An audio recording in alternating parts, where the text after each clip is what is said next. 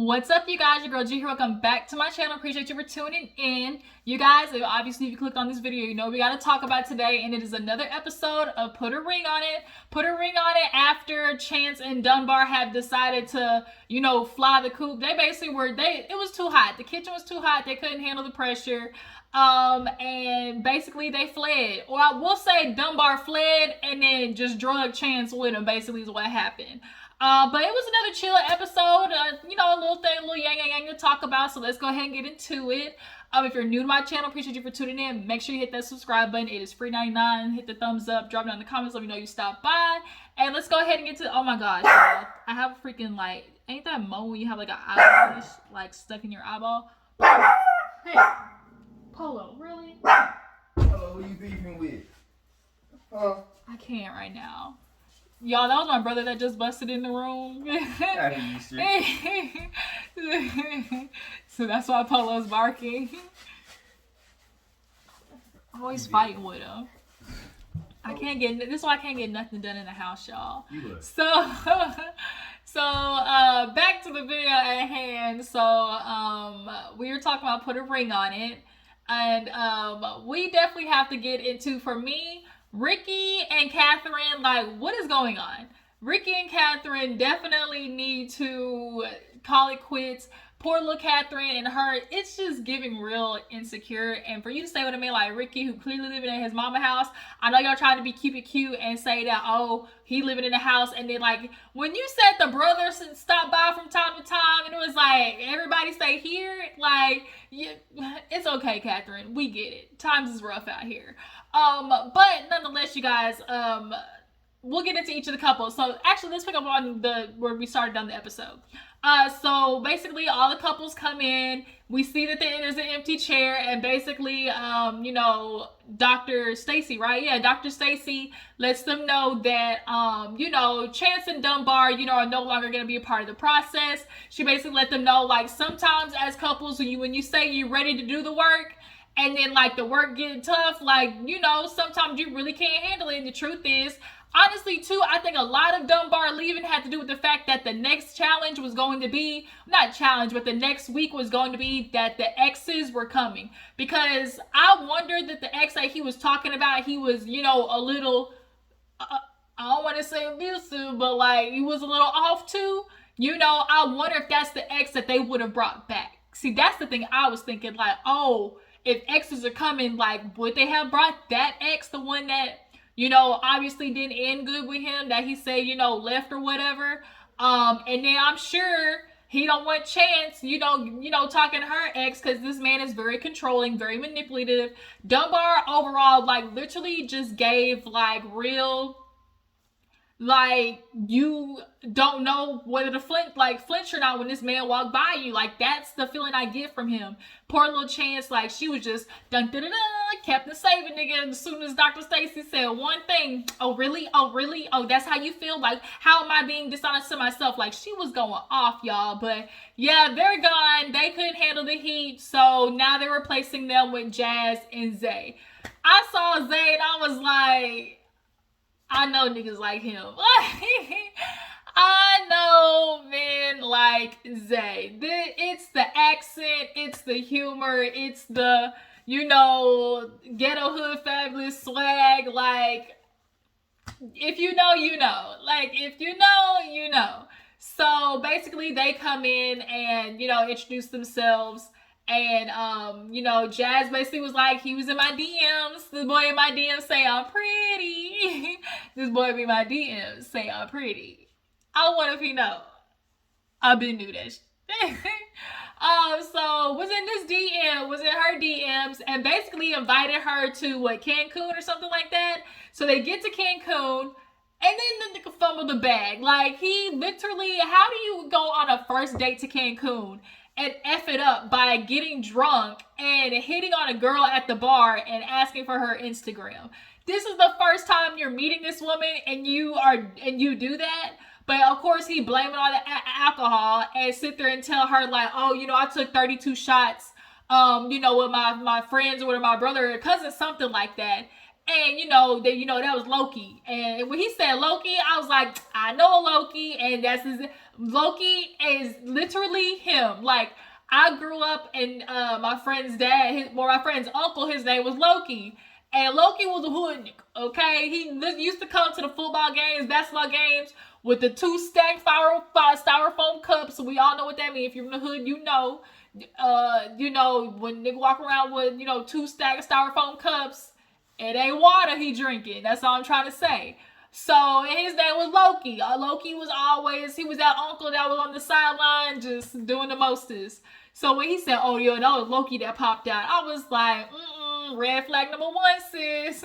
Red flag, red flag.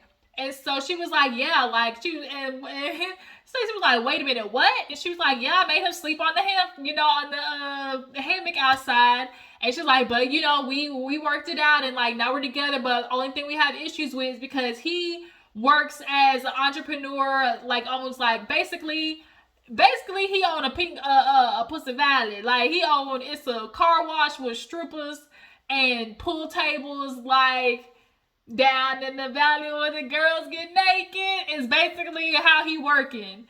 And so she has problems with his nightlife because clearly Lokey like to pop out every now and again. So, that's one of the contributing factors to why the relationship is kind of rough. So we get to Ricky and Catherine. Basically, he talks about having this date with Sheila. And, Catherine gets asked about, how do you feel about him having a second date with Sheila? And she basically was like, well, he was deciding to say, oh no, what were they talking? Oh yeah, no, so they were talking about going on dates with their exes first. That's what it was. So Ricky talked about going on a date with his ex. Basically, the ex is the baby mama, and it was not really a date. It was a conversation of like, what are we gonna do, like to put standards in place for how to better raise our kids in this situation. Catherine came to the realization of talking to her ex that she, has these insecurities of men with baby mamas, but, she can't allow that insecurity to, infiltrate the relationship. So, hearing, after that, hearing that he wants to go on another date with Sheila, I think that's the girl's name, she was kind of like she wasn't feeling it. But Catherine, you really I see how Catherine, mind plays herself. Sometimes there is a such thing as gaslighting yourself. And basically she was like, oh, I don't really know how I feel about him going on a second date with Ricky because, he said the first time he said no, and he was saying that because, he didn't want to do that because of me. But as soon as Dr. Stacii put a little pressure on him, now he wanted to go on the second date. So I don't really know what he wants, but I just kind of feel like, what did she say? She was like, I feel like, he's people pleasing. That's what she said. She's like, I feel like, all it took was a little bit of pressure for you to say yeah, and how am I supposed to do you coming across like you're people pleasing? And it's like, he was people pleasing because he decided to go on a second date. No, ma'am. He went on the second date because he wanted to go on the second date. It don't matter how much Dr. Stacii pushed. If he didn't want to go on the second date like that, he would have said no, point blank period. But he wanted to go on the second date, and we see that they had energy out on that date. And so we get to Joya and Jasha. They didn't have any dates, and basically they were talking about his uncertainty with the future is what makes Jasha, a little cold feet. And Joya basically was like, I need to learn how to stop being so controlling. I have to let go and actually, dive into this process to get out of it what I really want. And that is the truth. Like Dr. Stacii said, I know there's this thing of feeling like I got to tell my partner what to do. I got to control them. There is this thing of you got to allow your partner or whoever you're in a relationship to show you the boundaries that they set for themselves. If I'm constantly stopping everything for you and saying let me do it myself, or let me control the outcome, then I don't know what you would do on your own. So for Jasha, it's I can't control the dates you go on or try to give you these boundaries or try to tell you what to do because I need to know as a man what you feel deemed valuable in our relationship and the boundaries that you would set in place. So it's I don't have to hold on to somebody. What they say, it's the rubber band, and I'll let them pull themselves basically, and until it pops, or you gotta let somebody show you how they would act for themselves, essentially. you can't always try to be the dictator of everything, because then you actually screw yourself out of seeing who this person really is, and what they and how they would act on their own accord. And Jasmine, she was like, I relate to that so much. She's like, I relate to that so much, because it's like, I'm telling him like, no, go this way, no, this was like, or do this on the date, and she's like, I hear it coming out of my mouth, but I just can't stop it. And so, she asked Zay like, is that true? And he was like, yeah, I would tell her, man, let's go left, and she like, no, like the things say go right. He's like, but I know this way, and obviously that control for her comes from the insecurities of his job, like owning a goddamn strip club joint, basically. He's like a promoter, whatever, car wash, and obviously his history of just being dumb when he's on the liquor, man, it's slow. She has an instinct to try to control everything. So they're gonna go on the date, and basically he was like, yeah, I'm cool, whatever. Just know you ain't gonna play with me. And everybody just started laughing, and I was like, that's what it is. He has that slang humor that is just attractive to most women, especially a woman of a certain caliber. Like, you teeter that line of just like wanting like just a little bit of thug, like just a little bit, just like, can you throw just a little bit of thug in there, like just know it's in there somewhere, like that energy. And like, that's what she's attracted to with Zay. I feel like that's what I'm seeing. Because she's way out of his league, just way out of his league. But she loves entertaining the idea of trying to also make him like a better man, basically, for her. So it's time for the dates. Who goes first? Let's just go ahead and knock out Ricky and Sheila. So, Sheila and Ricky go on the second dates, and the vibes is vibing. Point blank period, the vibes are vibing. He ordered him a nice Cajun pork chop, and she went to feed him. He was a little hesitant at first. He was like, whoa, Nelly, Catherine said, Shucky Ducky. I said, not Shucky Ducky. I ain't heard Shucky Ducky in a minute. So Shucky Ducky, and that's what was going on at this day. Okay, a whole lot of Shucky Ducky. He ended up biting off the fork. She's like, damn, man, I'm just feeding you the fish. And it was like, really? She just feeding you the fish? Okay. Well, all right. And so you can tell there's energy. It's just more chemistry. They just look better fitted. Honestly, I can't do. Catherine and Ricky just give comfort. It gives like, you're here, I'm here, let's just be here, like type energy. It's just giving real Juan and Robin Dixon. Like, we here, we together, might as well just do it, because I ain't got nothing else that's comfortable. But she's energizing Ricky, okay? Of course, he feels a little bad about the whole like eating off the spoon thing, but he's trying to get himself more in the process, as he feels like. But Ricky, that's not necessarily the way. Like, yeah, we want you to jump into the process, but jump into the process understanding there's still boundaries, because at the end of the day, like, for me, we all know taking a bite off a fork is a very intimate thing. It's a very like, because if a man was feeding your girl, you definitely would feel some type of way about it. I simply say it's like, treat others how you want to be treated, point blank period. Like, you want no nigga feed me, so like, it should be no heifer feeding you, point blank period. But at the end of the day, like, they were vibing with each other. And so he goes back to Catherine, telling how the date went. And yeah, I love watching dudes like try to confess like what happened on the date. The shit is funny, because you see them get stuck with the and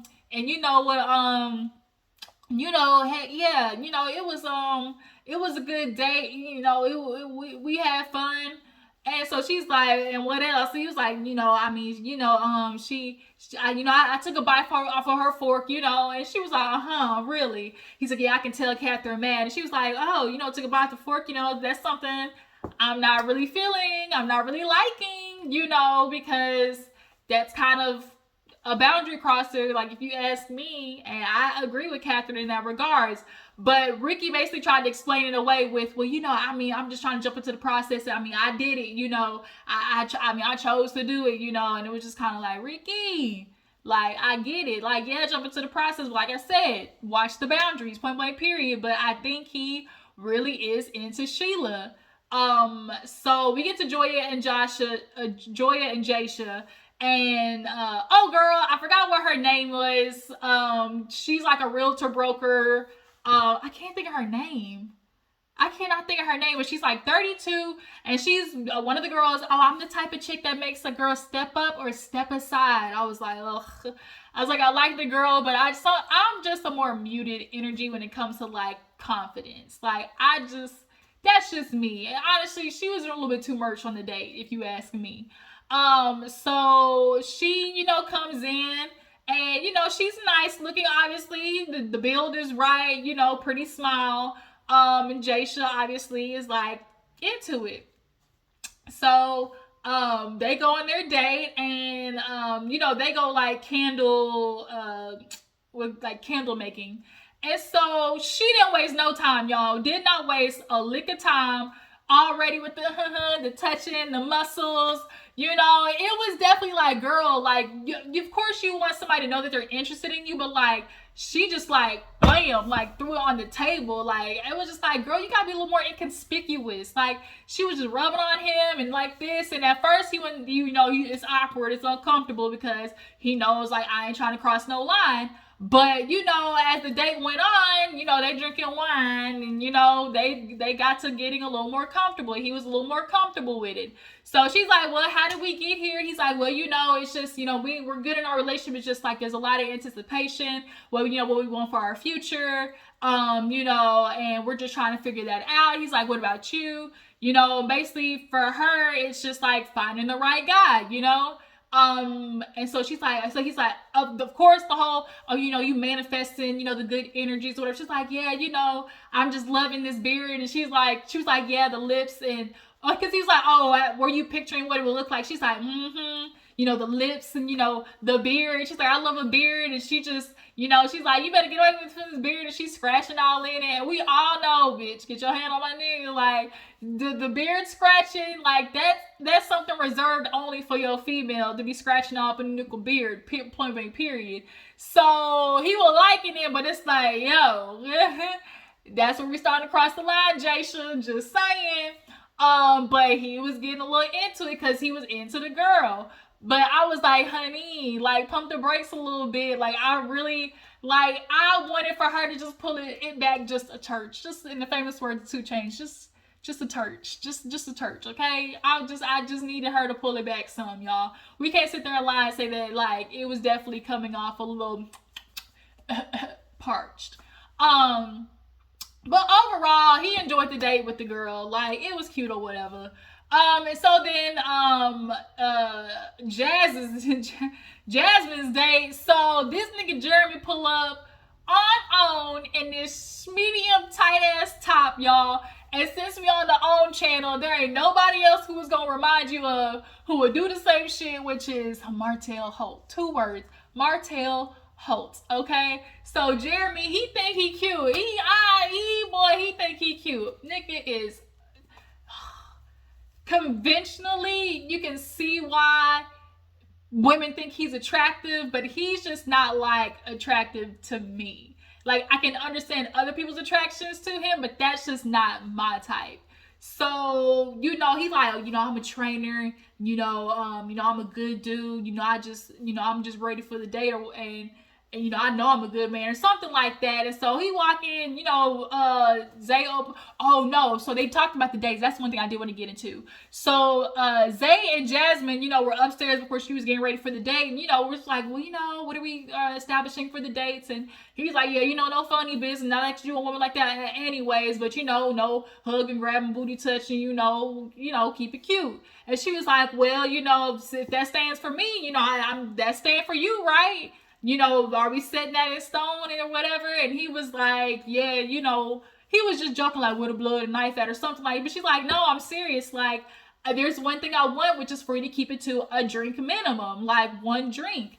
And this is what we mean by, like, the control. Like, she's trying to keep him to a 1 drink because the problem is when he starts drinking, he gets flirtatious. And it's unfortunate that you already basically have to mommy him into acting right on a date. He should know better than to put himself in a lubricated state that would put him in the mindset of making a the decision that can mess up y'all's relationship. But that's the thing that she has to do, because at the end of the day, like, this nigga can't be trusted, y'all. Like, he can't be. And the problem is he's always going to use Lokey as a scapegoat.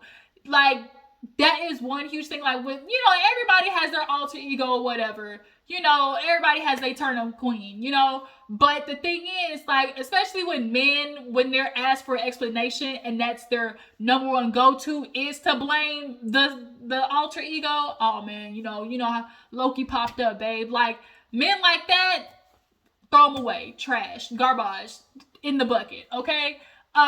So yeah, when he did that at the beginning of the episode, I was like, yeah, he need to go. Like, he's immature. He's not ready to grow up. He's been, like he said, I've been single for 7 years. So to get in a relationship with somebody, like, that transition is, a lot of men don't think about that. Y'all love the pursuit of the woman, but then when you actually get her and then realize, like, here's a woman that's holding me up to a certain standard that I might not necessarily been ready for, like, y'all start fucking up, period. And so nonetheless, I just found that really just kind of like crazy that she was already trying to establish like rules for the date into him not drinking, just so, it's like, it's unfortunate that that's the levels that you have to go to. You can't just trust your partner. But Jeremy come, tight ass top.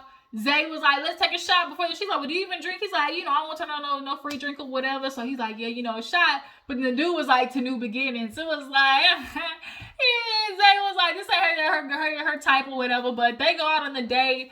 Jeremy's a cornball. Jeremy is a straight up cornball. I know he's just on the date. I know how to date. Oh, I know, women are attracted to me. I'm a trainer and a promoter. So she's like, really, like a trainer promoter? Like, how am I going from one guy who's already in this industry to now to a man who's a trainer and promoter?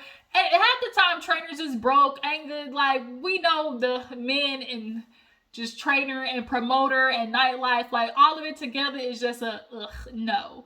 So on the date, she honestly, you can tell she's in the date, but check that at the same time, because like she said, she was telling him, like, you're just saying all the right things. Like, I'm listening to what you're saying, but like, it just sounds too good to be true. Like, you must have been raised around, pimps and players from the Himalayas. Like, who was your daddy? Basically at this point is what she was saying, because he was just saying, like, he's a guy was talking to say what sounds good. Like, that was him. I really can't believe that they brought this nigga on here for a date, but I guess they did for the fact that he just looked good and was possibly temptation. So we do get to the end of the episode, after, what's her face? Jasmine gets back from the date or whatever.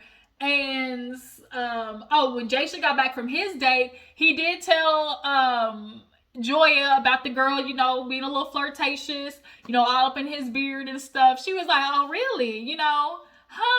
Because at first, Jasha wasn't going to say nothing. At first, he was like, well, I wasn't going to tell her because there's no point of, putting that energy out there, because she already don't trust me. And it's like, well, that is going to make her not trust you even more. And that's why she asked, I feel like some juicy stuff you're leaving out. And so that's what he said.